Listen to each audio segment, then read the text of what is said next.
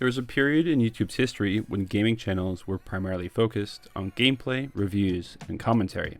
While there were certainly exceptions, few creators were attempting to treat video game worlds with the same level of analysis and documentation that audiences had come to expect from discussions surrounding films, television series, or literature. Shoddycast helped change that. My name is Jacko, and in this issue of YouTuber's Digest, we'll be examining Shoddycast. Specifically, why the channel's early years represented its strongest period, how it helped expand documentary-style content within gaming spaces, and why its exploration of Fallout made the series more engaging for countless players.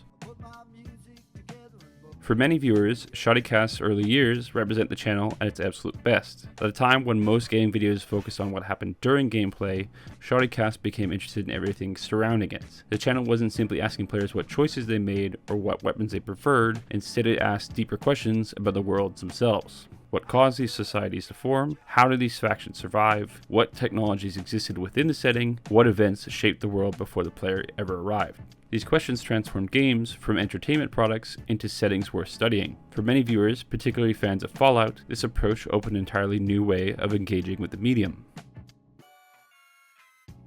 One of Shoddycast's greatest contributions was helping expand a style of content that was far more common in discussions surrounding film and television than video games. Rather than focusing solely on gameplay mechanics, the channel approached fictional worlds as if they were real places with real histories. Through series such as The Storyteller, lore breakdowns, and world analysis, Shoddycast encouraged audiences to think about game worlds as interconnected systems rather than simple backdrops for player action. Today, lore channels, world-building analyses, and in-universe documentaries are common across YouTube. However, when Shoddycast was producing its most influential work, this style was far less widespread. The channel helped demonstrate that there was a large audience interested in not just playing games, but in understanding them. Perhaps nowhere was this more evident than the channel's work surrounding Fallout. The series has always possessed an enormous amount of lore, history, and environmental storytelling, yet much of the information remains hidden beneath terminals, side quests, item descriptions, and environmental details that many players never fully explore. Shoddycast acted as a guide through that complexity. By organizing information into coherent narratives, the channel made the world easier to understand without stripping away its mystery. Locations, factions, technologies, and historical events became connected pieces of a larger story rather than isolated pieces of trivia. This process made the setting feel more alive.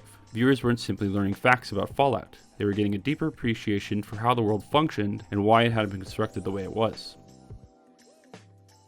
One of the reasons Shoddycast's content resonated so strongly was that it avoided becoming a simple encyclopedia. The information was presented as a story. Rather than listing facts, the channel created narratives that encouraged curiosity. Each answer naturally led to another question, pulling viewers deeper into the setting. This transformed lore from something passive into something engaging. The audience wasn't just consuming information, they were exploring alongside the channel. That distinction helped separate Shoddycast from many educational gaming channels that followed.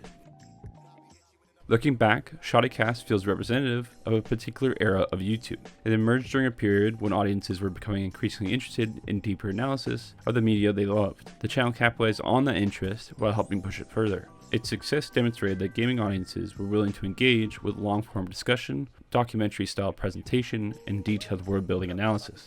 Many creators operating within those spaces today owe at least some debt to the groundwork channels like Shoddycast helped establish. Final thoughts. Shoddycast's greatest achievement was making fictional worlds feel worth studying. By bringing documentary-style exploration into gaming spaces, particularly through its work on Fallout and the Elder Scrolls series, the channel helped audiences see game worlds not merely as places to play, but as places to understand.